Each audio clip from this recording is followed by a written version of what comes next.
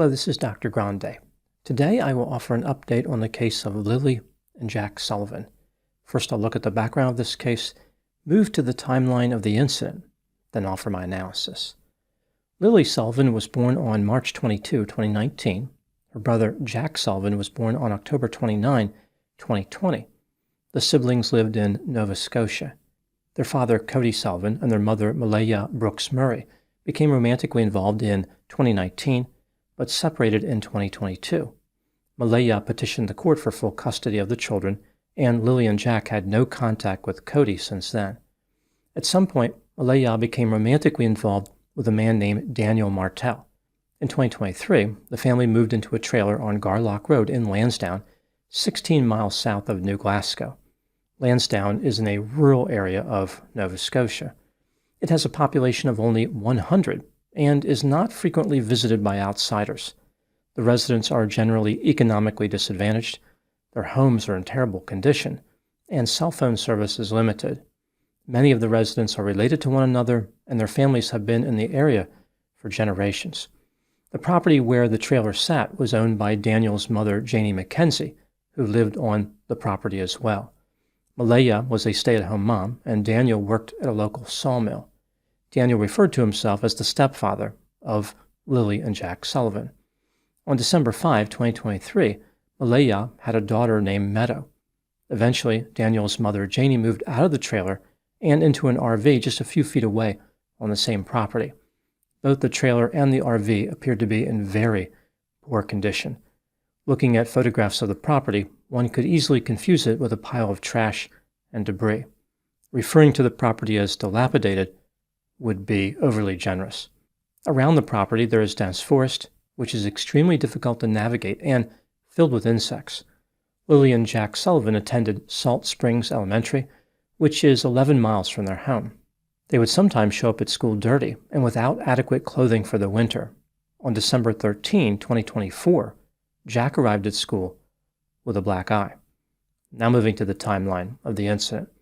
On Wednesday, April 30, 2025, 6-year-old Lilly and 4-year-old Jack did not attend school because it was closed for that day.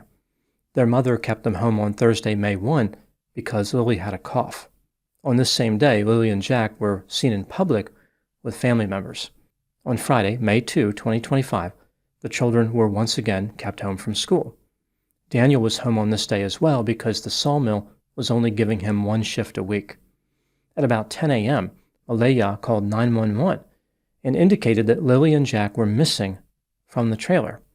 Here is what the police found during the course of their investigation. Malaya and Daniel indicated they were in the bedroom with their 1-year-old daughter, Meadow. Lilly had entered and exited the bedroom a few times, and Jack could be heard in the kitchen. The couple fell asleep. When they woke up at 9:40 a.m., they were not able to hear Lilly or Jack. Malaya and Daniel started searching for the children furiously. Using Malaya's SUV, Daniel drove around the area searching, but he did not find them. About 10 minutes later, he returned home and searched on foot without success. As I mentioned, 911 was called by Malaya at 10 a.m. Daniel believed the children exited the trailer through a sliding glass door in the back, which operates quietly. After this, they left the property through the back fence. Lily's pink rubber boots and her white backpack were missing, as were Jack's blue dinosaur boots. Daniel's mother, Janie, said that before the children disappeared, she heard them outside. It sounded as though they were on the swings, which were just a few feet from her RV. At one point, there was a period of silence.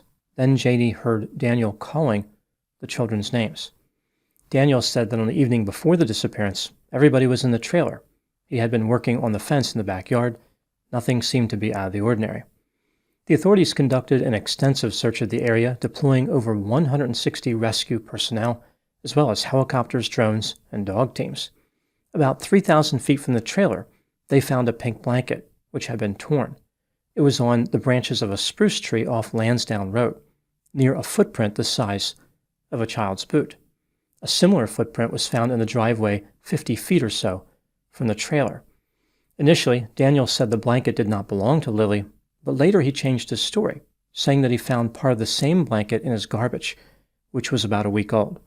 He suggested that the blanket found on the tree had been taken from his garbage and planted. On May 5, the police stated they did not find any evidence of an abduction. They believed that Lilly and Jack had wandered away.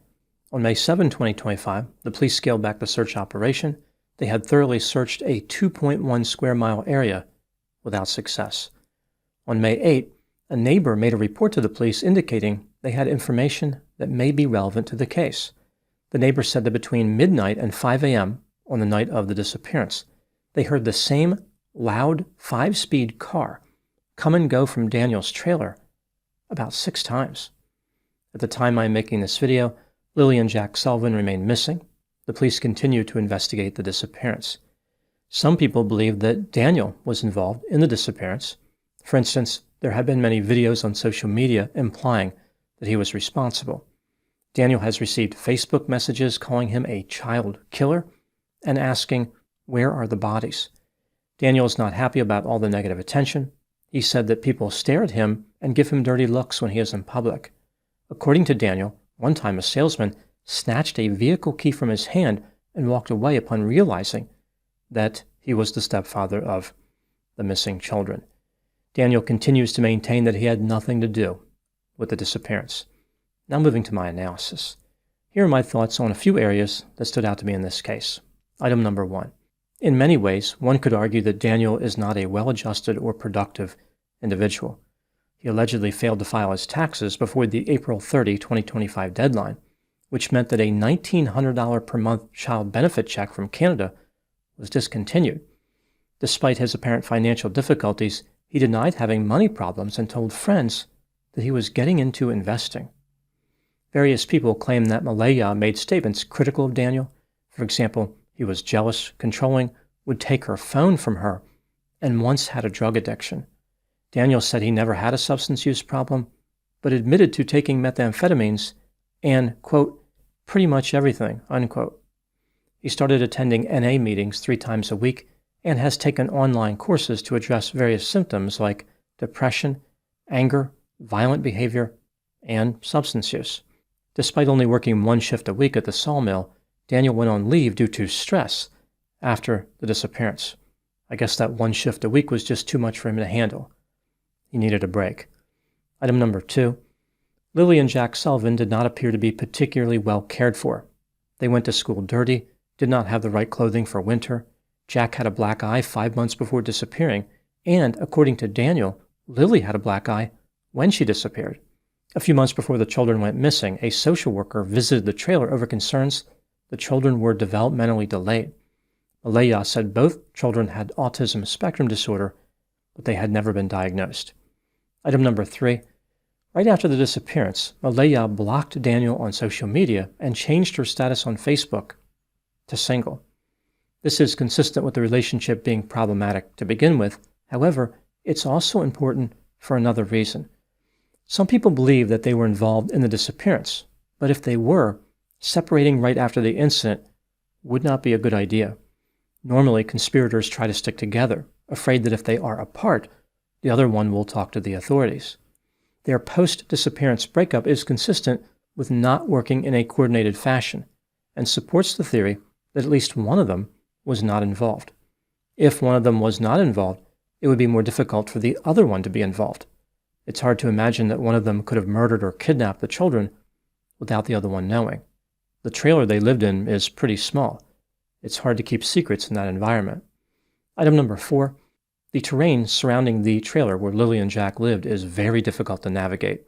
The vegetation is thick, the ground is uneven, and at the time of the disappearance, many trees had recently been knocked down due to a storm. It's hard to imagine that a 6-year-old girl and a 4-year-old boy could have made it too far in those conditions. Janie didn't think the children could navigate the terrain based on her experience interacting with them. Item number 5.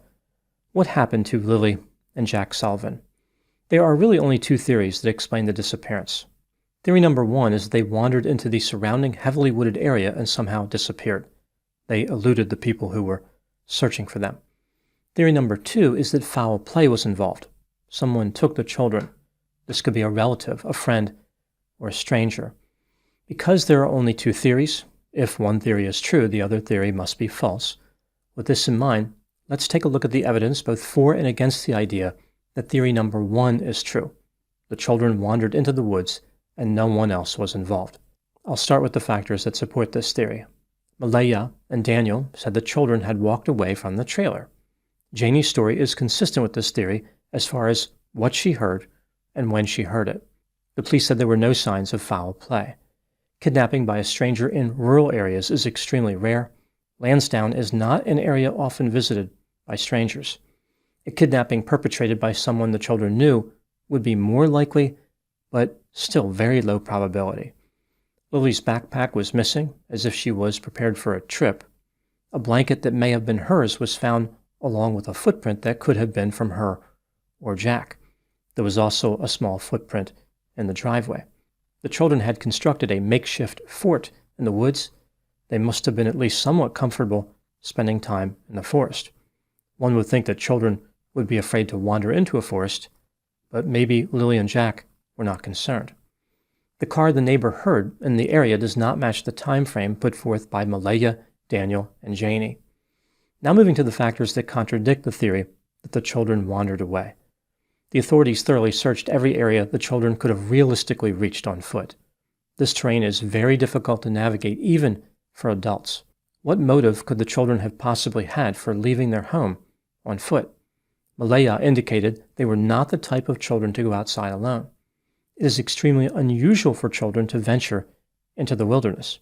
If Lily was sick, this would represent yet another reason she would not want to wander away. There was a loud car in the area from midnight to 5 a.m. It visited 6 times. The breakup between Malaya and Daniel is inconsistent with a conspiracy, but maybe Malaya left Daniel because she suspected he did something wrong. Daniel told the media that 2 sweaters disappeared from his trailer after the disappearance. This is a suspicious thing to say, almost like he knows more than he is letting on. When considering all the evidence in this case, do I believe that theory number 1 is more probable? That is, the children wandered off into the forest. In my opinion, no. Rather, I believe theory number 2 was the most probable explanation. Foul play was involved. This is the same conclusion I reached in my original video on this case. The neighbor hearing the car in the area at night only reinforces my belief that foul play was involved. But it is worth considering that the children could have wandered into the woods. There is evidence available to support either theory, which is what makes this case so challenging. No matter which theory is correct, one thing is for certain. The way Lansdowne is described is consistent with a horrible existence.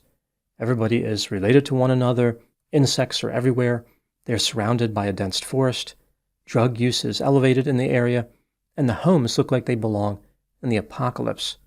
Lansdowne could serve as the filming location for the Canadian version of the movie Deliverance. Now moving to my final thoughts. Sometimes mysterious cases catch on as far as social media.